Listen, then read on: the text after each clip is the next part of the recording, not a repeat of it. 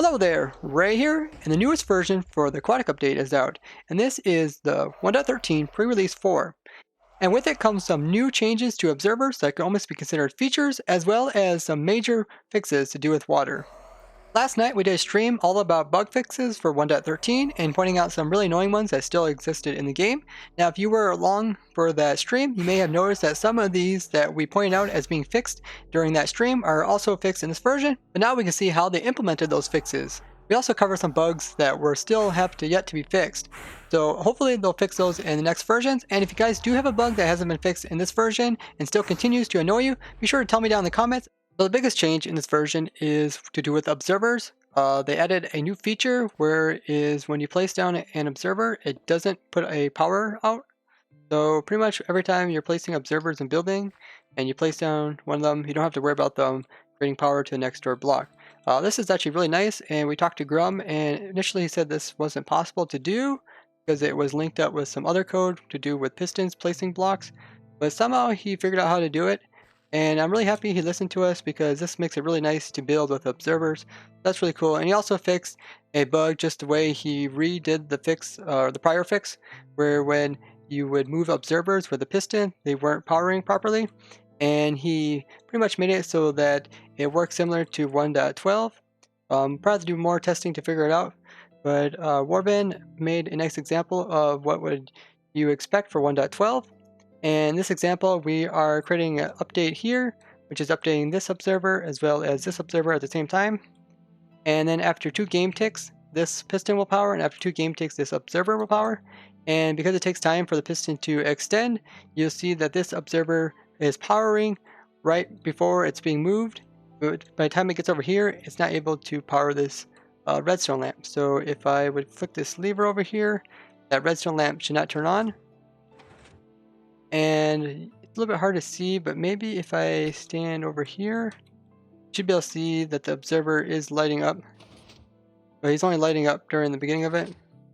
And pretty much what's happening is that he's sending out his power, but by the time he gets over here, he's done sending out his power. He's not sending any more power to this block over here. And he has some other examples, pretty much the same thing, just updates happening at different times and the power being sent over. So it seems to be working. We'll have to look at it a little more to see exactly if it's working as it did in 1.12.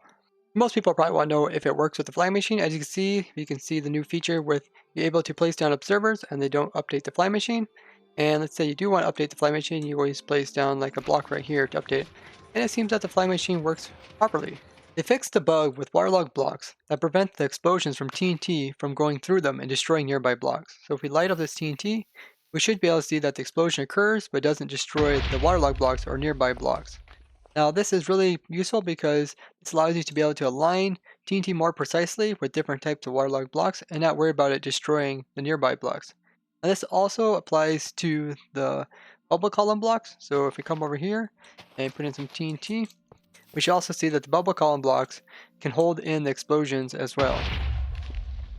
Now if you're using the ascending water columns, and this will be done with Solzan, and you light up the TNT, it's going to try to launch it upwards.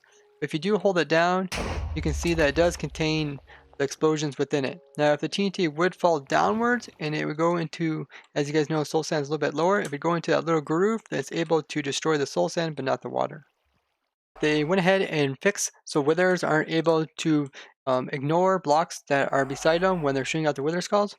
So in previous snapshots, the withers could shoot off their skulls, and pretty much didn't matter what type of block was in there, the wither skull would not collide with it. Instead, it would just kind of ignore it for a little while, and then once it got out a little ways, then it start actually remembering what types of blocks it's running into, and if it would run into a block, then it would blow up as wither skulls normally do. Now you can see that there is some changes here. As you see, there is no explosions whatsoever with these skulls. If we listen, you can hear that they're getting summoned. They're automatically getting removed because they're hitting the bedrock. This is only slightly different than 1.12, where you would see the wither skulls and you also hear the explosion, but pretty much it's exactly the same. You don't see the wither skulls because they're immediately removed. And before, the game was a little bit slow to removing them. And the explosions themselves, they must be dampened inside the bedrock. So I don't mind this change. It's nothing like game breaking. It's just some visuals. Other than that, it seems like withers are pretty consistent as they are at 1.12. It'll probably take a little more testing to figure out what has changed. Looks like the main head is trying to focus on this target here, and when it does come in line with the main head, he's able to shoot at it. Now, if he would have a target above him, okay, currently he's actually looking at probably the squid over here or something. Yeah, he's looking at the squid, so see his head's turned that way, but we would stick a villager in front of these side heads, like right here. We should be able to see him turn his side heads towards one of these guys. Maybe if we put one over here. There we go. Now you can see the side heads are attempting to shoot at this villager, although they're not quite pointing what you expect them to point, but that's okay. They fixed the really annoying bug that I talked about quite a bit during a few of my videos, where if you put down two water sources and then you block off the top one, it does not destroy the bottom one. And yeah, this is a pretty major one. I'm really glad that they fixed it. Now they said they fixed another bug, which does with projectiles not colliding with a nearby block that's in front of them, and this doesn't seem to be fixed in my testing. So here we got some snowballs and a block in front of it. You can see the snowball goes right on through this block. Same goes for like the snowman. He's really close to this husk and he's trying to shoot at it. And the snowballs are not colliding with this husk. I believe they're colliding with this glass pane over here. And similar, we can do the same thing. Like we can shoot at this fern here. And it's hard to see, but snowballs are colliding with this fern. When you go inside of it, we're able, yeah, we're directly inside of it, but we're able to shoot our snowballs out. And there's even a cow over there. I could probably hit that cow. Yeah, you can see that this fern is not making, having the snowballs collide with it. So the next bug that they fix is that water wasn't going to the sides when it was placed without blocks underneath it. So you can see here how the water source is set here, and it does spread out to each of these sides. Before, it would just go straight down, and I actually liked how it was before, although it wasn't consistent with lava. If you guys messed around with lava, you would see that lava kept its old characteristics where it would flow outwards. And maybe that's why they changed this so that it was more consistent throughout the different liquids. So if you put this lava in, you'll see that it also comes out to each of the sides and then it goes downwards. Now, when I first seen this bug, I initially thought it was about something else because the way it is worded is a little bit strange. But when we're looking at the different types of bugs yesterday on stream, there is this bug here, and I'm kind of curious if they fixed it or not, where if you would have a water source directly above a trapdoor, it wouldn't flow out to the side. Now it does, so that has been fixed. Although it was nice that the water went straight down, it did cause some problems when you would like remove water out of ocean and it wouldn't replenish itself. They fixed a funny bug to do with compasses where when you would rotate, the needle would not point in the right direction at some rotations. And it seems to be correct as I rotate, it's always keeping the same direction. It's kind of funny, the other day on stream, we were trying to find where spawn was, and I was using a compass, and it kept, every time I turned, it would start pointing like opposite directions, and it was pretty funny. They fixed a bug to do with the locate command. Previously, there was in some cases in like the negative coordinates where the game would have trouble generating structures. So then when you use the locate command, it would have trouble finding these types of structures. And now you can see it's not as bad.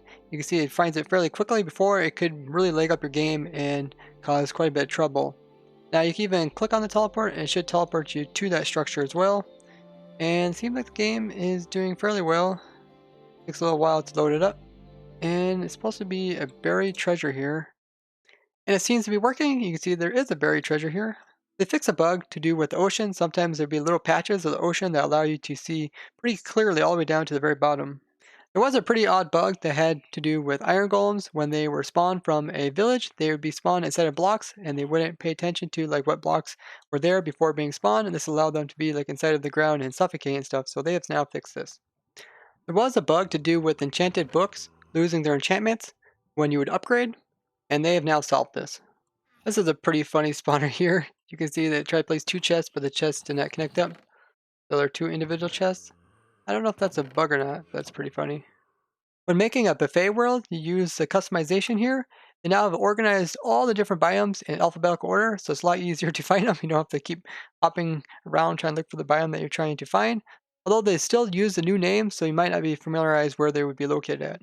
You're probably wondering what happens then if you place down an observer by another one, making an observer clock. And it does make a clock, although power does come out in a situation like this where the last repeater is always powered. So when you remove that one, this one's always powered and so on and so on. So yeah, it's a bit bizarre. And it looks like this pulse may be every 4 game ticks. It's hard to tell. So it did look like that one was 4 game ticks, and it looks like even if you push the observer in with a piston, it's also 4 game ticks. I just took a screenshot to freeze the game. I guess you could do this too. And that looks like 4 game ticks. They also said that they have added in some performance improvements. Now, just during my testing here, I haven't really noticed any improvements unless they're just minor ones.